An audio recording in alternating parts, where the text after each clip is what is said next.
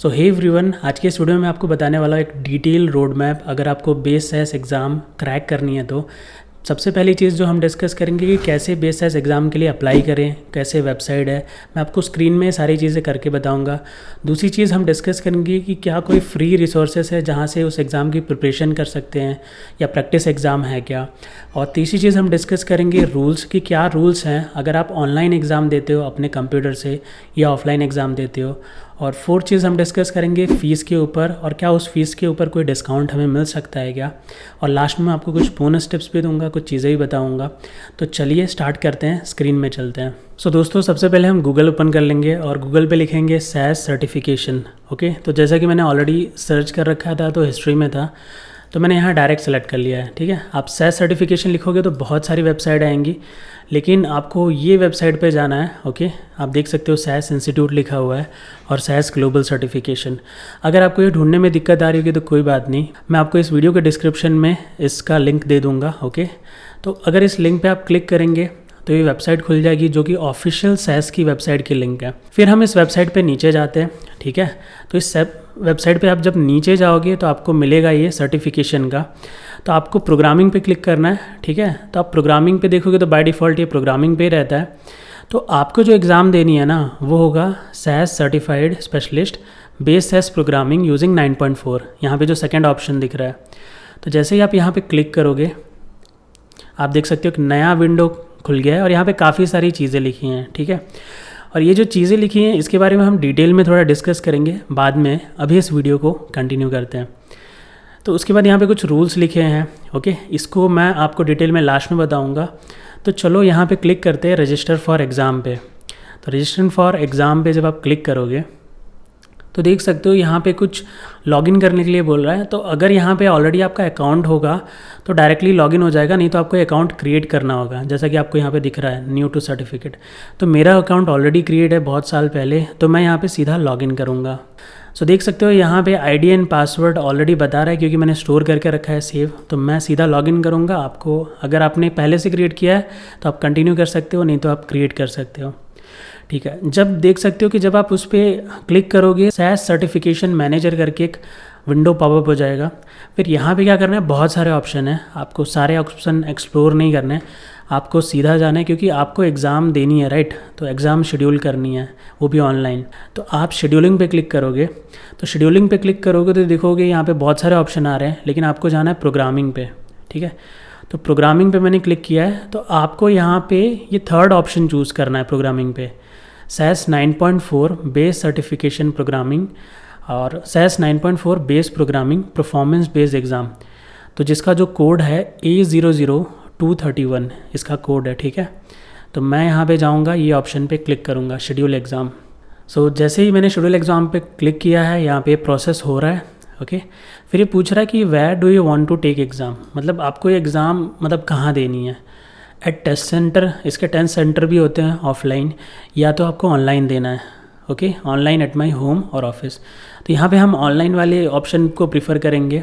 मैं ऐसा मान के चलता हूँ कि मोस्टली लोग अपने घर से ऑनलाइन देंगे। तो चलो, जैसे ही आप ऑनलाइन पे क्लिक करोगे तो यहाँ पे कुछ रूल्स बता रहा है यहाँ पे। तो ये कुछ छोटे रूल्स हैं, हम देख लेते हैं। तो आपको यहाँ पे बोल रहा है use your personal computer that has reliable webcam.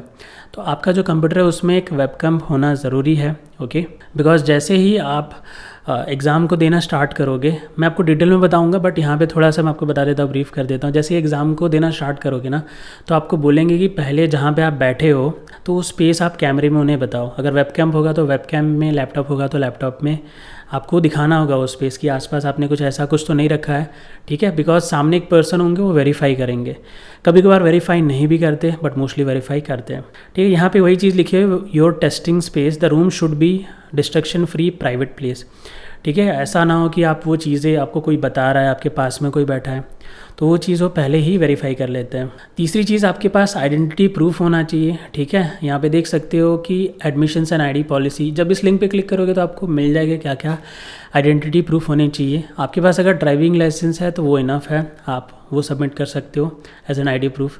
And what to accept, मतलब एक्सपेक्ट यहाँ पे लिखा है कि आपको क्या करना है कि यहाँ पे 30 मिनट पहले ही एग्ज़ाम से पहले लॉगिन कर लेना है। ठीक है, और ताकि आप पहले से ही प्रिपेयर रहो, लास्ट मोमेंट पे आपको सब चीज़ें प्रोसेस ना करनी पड़े, क्योंकि आपको एक टाइम स्लॉट बुक करना होता है। आज हम वो करके भी देखेंगे टाइम स्लॉट कैसे बुक होता है। और यहाँ पे एक शॉर्ट वीडियो भी है, ठीक है, इन्होंने कुछ शॉर्ट वीडियो भी बनाई एग्जाम्पल कि कैसे आपको चीज़ें प्रोसेस करनी है।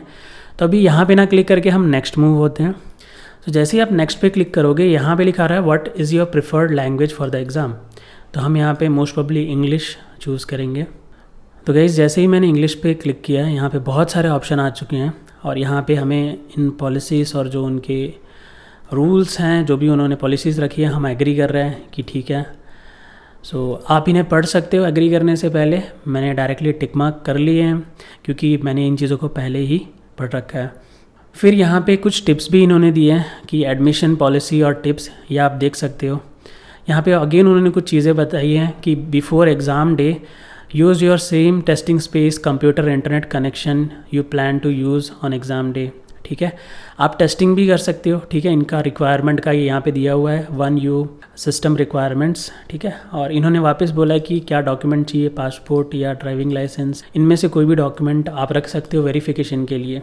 उसके बाद इन्होंने अगेन यहाँ पे रूल्स बताया कि ऑन एग्ज़ाम डे 30 मिनट पहले आप चेक इन करो। If you are more than 15 minute late after your schedule exam you will be unable to begin your exam. अगर आप 15 मिनट से लेट होते हो तो आप एग्ज़ाम नहीं दे सकते। तो आप इन चीज़ों को एक बार ध्यान से पढ़ लेना, वैसे तो ज़्यादा कुछ डिटेल में नहीं है। और एग्ज़ाम रूल्स ड्यूरिंग टेस्टिंग, तो रूल्स क्या हैं, तो you may not access unauthorised materials, mobile devices, मतलब और चीज़ें आप एक्सेस नहीं कर सकते एग्ज़ाम के टाइम पे, क्योंकि वो चीटिंग माना जाएगा। No one else should appear through webcam, आपके वेब कैम पे कोई और नहीं आना चाहिए, कोई और नहीं दिखना चाहिए, और ना उसकी वॉइस आनी चाहिए। No speaking allowed during exam, आपको कुछ भी बोलना नहीं है एग्जाम के दौरान। ये कुछ रूल्स हैं, आप जाके पढ़ सकते हो गाइस। फिर रीशेड्यूल की पॉलिसी यहाँ पे बताइए, candidate may not reschedule appointment less than 24 hour. अगर आपको जो रीशेड्यूल करना है एग्जाम को तो 24 आवर से पहले करना पड़ेगा, उसके बाद आपको अलाउ नहीं है। कैंसिलेशन पॉलिसी है कि candidate may not cancel an appointment less than 24 hour, आप कैंसिल भी नहीं कर सकते अपॉइंटमेंट। ठीक है, और यहाँ पे एडिशनल इन्फॉर्मेशन दी है कि candidate may attempt each certification exam up to 5 times in a 12th month period. आप 12 महीने में 5 बार अपेयर हो सकते हो, waiting a minimum of 14 days between attempt. तो 14 डेज का इंटरवल रहेगा। समझो कि आपने पहले अटेम्प्ट में एग्जाम को क्लियर नहीं किया तो 14 दिन बाद ही आप दूसरा अटेम्प्ट दे सकते हो। Exam charges are incurred for each attempt, तो यहाँ पे ये चीज़ ध्यान में रखना कि हर अटेम्प्ट के आपकी फ़ीस लगेगी। जो फीस है, एक बार अगर आप फीस पे करते हो तो आप एक ही अटेम्प्ट दे पाओगे, यहाँ पे ऐसा लिखा हुआ है clearly. Exams that do not comply with retake policy will be considered invalid and will not be eligible for refund. उनकी कुछ पॉलिसीज़ हैं, तो अगर उसके तहत अगर आप फेल होते हो या नहीं दे पाते हो एग्ज़ाम तो रिफंड नहीं होगा। मोस्ट प्रॉब्ली अगर कुछ छोटे मोटे इश्यूज़ है तो आप उन्हें मेल करके बता सकते हो और शायद वो आपको रिफंड कर दे और आप फिर से एग्जाम दे सकते हो। चलो तो यहाँ पे एग्री कर लेते हैं, आप इन्हें डिटेल में पढ़ लेना। एग्री करने के बाद will go to next window. Again यहाँ पे पूछ रहा है what is your language you prefer the protector to speak, मतलब जो फ्रंट पर्सन होगा आपके सामने वो कौन सी लैंग्वेज में बोलेगा आपको। ठीक है, वो चीज़ यहाँ पे लिखी हुई है। एक बार हम इस चीज़ को चेक कर लेते हैं कि आर वी करेक्ट और नॉट।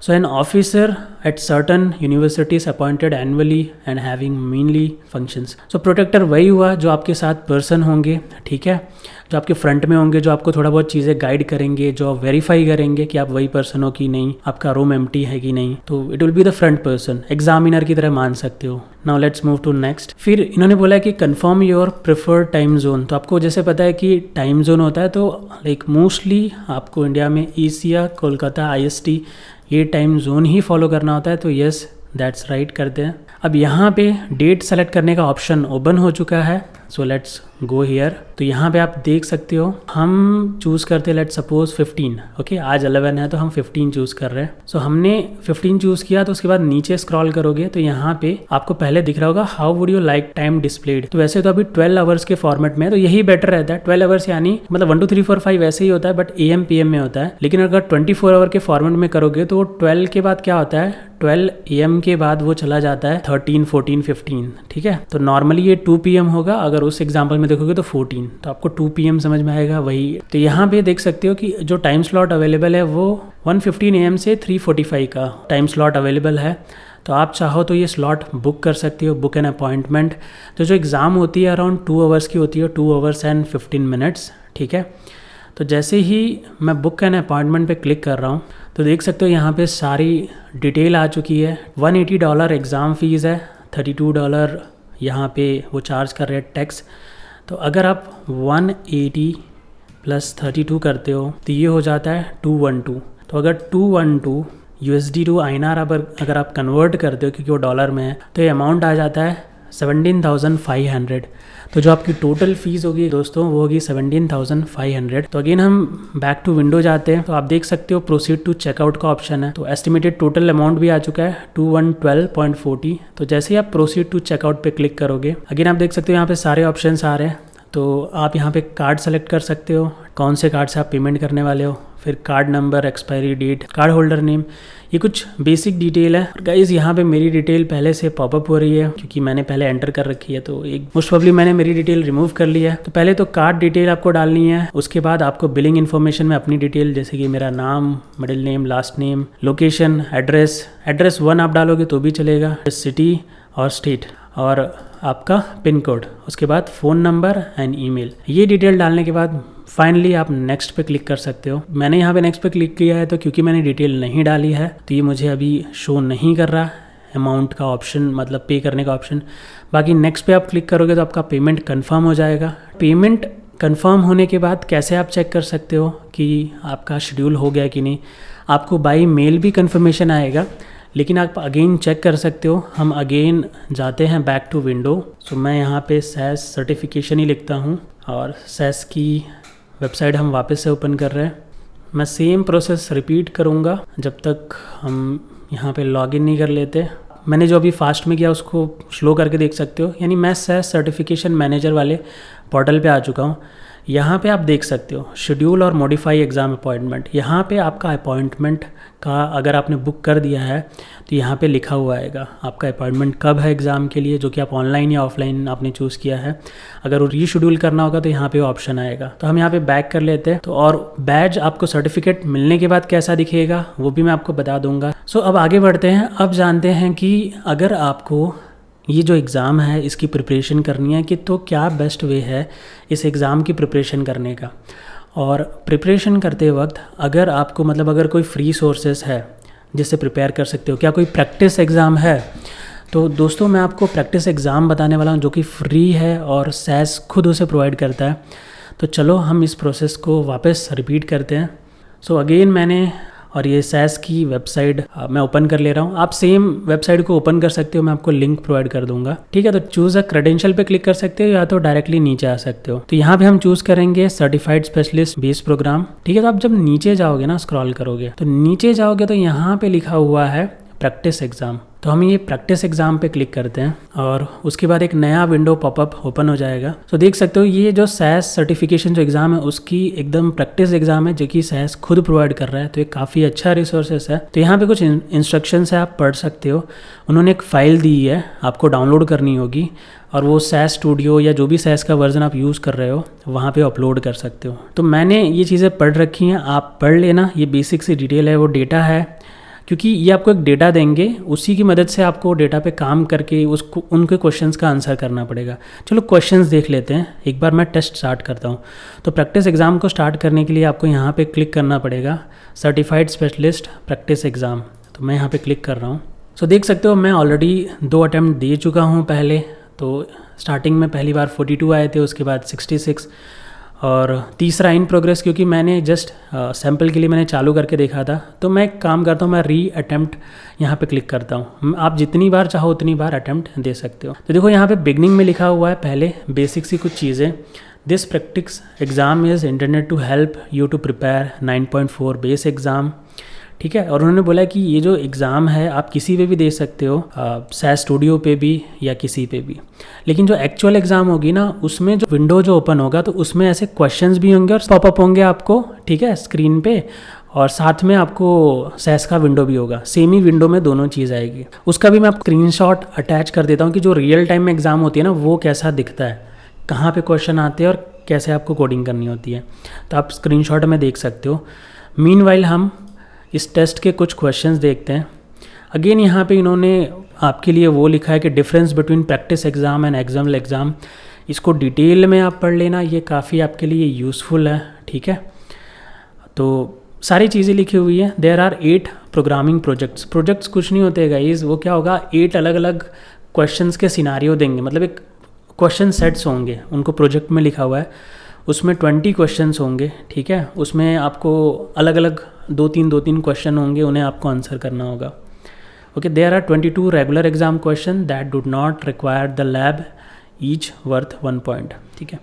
ये कुछ डिटेल्स है, आप पढ़ लेना। हम यहाँ पे नेक्स्ट मूव करते हैं। फिर अगेन यहाँ पे डिटेल दी हुई है कि एक्चुअल में कैसा होगा। अभी एग्जाम दोगे तो फाइल अपलोड कहाँ पे करनी होगी, कैसे करनी होगी। आप इजीली अपलोड कर सकते हो SAS स्टूडियो पे फाइल, या आपके पास SAS है तो उसमें भी कर सकते हो। देखो तो यहाँ पे आप पहला क्वेश्चन आ चुका है हमारे पास।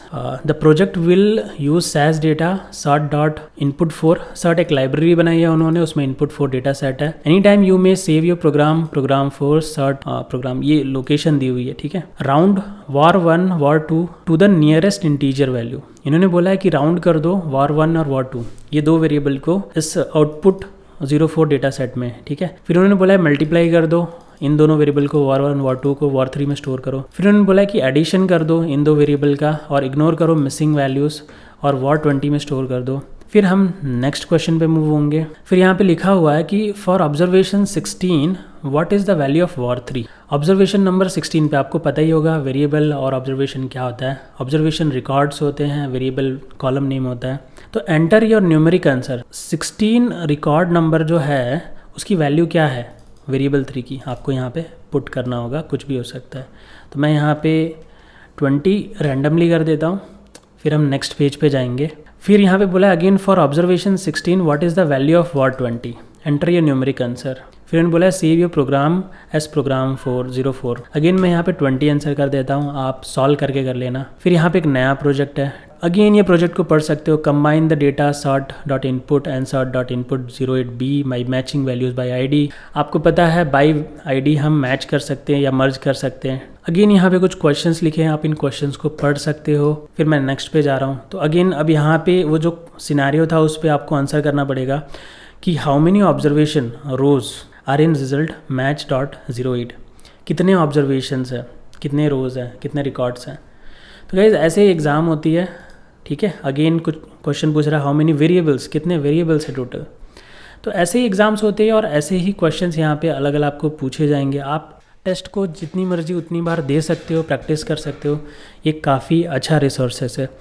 अगर आपको इसमें भी नहीं पता चलता ना कि एग्ज़ाम देने के लिए कैसे अपलोड करनी है फाइलें, कैसे करना है, आप अगर ऐसा बोलोगे कि सर आप एक बार ये टेस्ट एग्ज़ाम है ना ये हमें पूरा करके बताओ, सॉल्व करके बताओ, तो मैं इसके लिए भी एक सेपरेट वीडियो बना दूंगा, क्योंकि वो सॉल्व करने में, वो सब करने में अराउंड 30 मिनट्स 20 मिनट्स या 1 आवर भी लग सकता है। इसलिए मैंने इस वीडियो में इंक्लूड नहीं किया है। बट हाँ, मैं आपको ये रिसोर्सेज ज़रूर बता रहा हूँ, लेकिन आपको चाहिए होगा तो वो भी मैं बता दूँगा।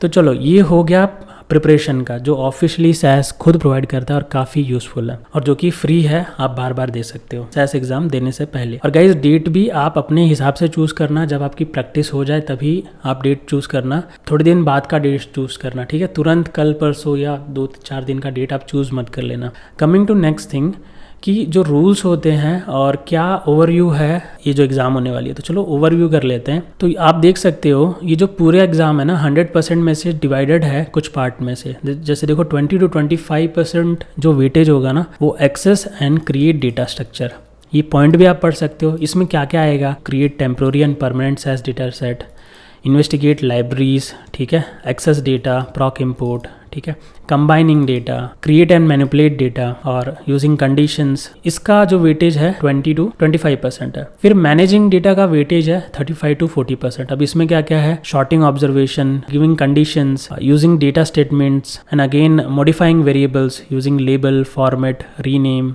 Length, then using first dot last dot and retain all those things. ऐसे बहुत सारी चीज़ें, अगेन ये आप डिटेल में पढ़ सकते हो। मैं यहाँ पे एक एक चीज़ नहीं पढ़ रहा। एंड गाइज ये जो डॉक्यूमेंट है ये कहाँ पे है, तो वैसे तो आपको वेबसाइट पे भी मिल जाएगा, लेकिन अगर आपको वेबसाइट पे फाइंड करने में दिक्कत हो कोई बात नहीं, इस वीडियो के डिस्क्रिप्शन में जितनी भी रिक्वायर्ड लिंक्स हैं, जैसे कि ये वेबसाइट की लिंक, जैसे कि ये डॉक्यूमेंट मैं आपको शेयर कर रहा हूँ, इस डॉक्यूमेंट की लिंक इस वीडियो के डिस्क्रिप्शन में मिल जाएगी। तो ये डॉक्यूमेंट भी बहुत यूजफुल है आपको ये जानने के लिए कैसे ये सिलेबस है वो डिवाइडेड है, कैसे एग्जाम होती है, तो वो तो आप एग्जाम दे के ही देख सकते हो, जैसे मैंने बताया ये एग्जाम देने के लिए। और एरर हैंडलिंग के 15 to 20% वेटेज है, और जनरेटिंग रिपोर्ट्स एंड आउटपुट, इसका वेटेज है 15 to 20%। तो ये हो गया एग्ज़ाम के रिलेटेड लाइक वेटेज। और रूल्स भी आप पढ़ सकते हो। रूल्स मैं यहाँ पे आपको नहीं बता रहा फिलहाल, कुछ रूल्स मैंने आपको बिगनिंग में बता दिए थे, ठीक है। और ये वेटेज है, सिलेबस, ये मैं इसका आपको PDF अटैच कर दूँगा इस वीडियो के डिस्क्रिप्शन में, आप जाके चेक कर लेना। अपार्ट फ्रॉम दैट जो फ़ीस है उस पर अगर डिस्काउंट चाहिए तो क्या कर सकते हैं, कैसा डिस्काउंट मिलेगा। तो गाइस जो फ़ीस है अभी 17.5 है और उस 17.5 पे आप एक अटैम्प्ट दे सकते हो। तो अगर आपको उस फीस पे डिस्काउंट चाहिए तो डिस्काउंट के लिए आप मुझे कनेक्ट कर सकते हो, ओके। मैं स्क्रीन पे आपको ऑप्शंस बता दूंगा, इस वीडियो के डिस्क्रिप्शन में भी आपको ऑप्शंस मिल जाएंगे, मल्टीपल ऑप्शंस मुझे कनेक्ट करने के, ठीक है। उन ऑप्शंस के थ्रू आप मुझे कनेक्ट कर सकते हो। और जो फ़ीस है ऑफिशियली, अगर आप उससे डिस्काउंटेड चाहिए तो मुझे कनेक्ट कर लेना, मैं आपको अवेल करा सकता हूँ कुछ डिस्काउंट जो ऑफिशियल फ़ीस है उससे, ठीक है। तो जो भी प्राइस होगी एटलीस्ट जो वेबसाइट पे है उससे वो डिस्काउंटेड होगी। और अगेन दूसरी चीज़ और कि अगर आपको वेबसाइट पे भी कहीं डिस्काउंट मिलता है तो आप वहाँ से लेके देखो, लेकिन अगर आपको वहाँ से नहीं मिलता, क्योंकि काफ़ी बच्चों ने काफ़ी बार ट्राई किया, वेबसाइट पे कोई डिस्काउंट इंडिया के लिए अवेलेबल नहीं है, दूसरी कंट्रीज़ के लिए उन्होंने डिस्काउंट अवेलेबल रखे हैं, जैसे कि US हो गया या अलग अलग कंट्रीज़ हो गए, बट इंडिया के लिए फ़िलहाल में ऑफिशियली डिस्काउंट नहीं है। अगर कोई आता है तो अच्छी बात है।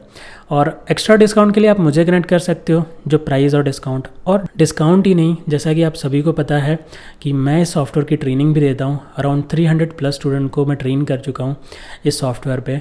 तो इसके ट्रेनिंग के रिगार्डिंग, एग्ज़ाम के रिगार्डिंग या एग्ज़ाम प्रिपरेशन के रिगार्डिंग, किसी भी चीज़ के रिलेटेड अगर आपको गाइडेंस चाहिए हो, सपोर्ट चाहिए हो, कोई भी हेल्प चाहिए हो तो आप मुझे कनेक्ट कर सकते हो। कैसे कनेक्ट कर सकते हो, चैनल के अबाउट सेक्शन में अगेन 1-to-1 काउंसलिंग का ऑप्शन है, उसके थ्रू आप मुझे कनेक्ट कर सकते हो और जो भी गाइडेंस है, चाहे वो ट्रेनिंग हो, गाइडेंस हो, XYZ, वो मैं आपको प्रोवाइड कर सकता हूँ।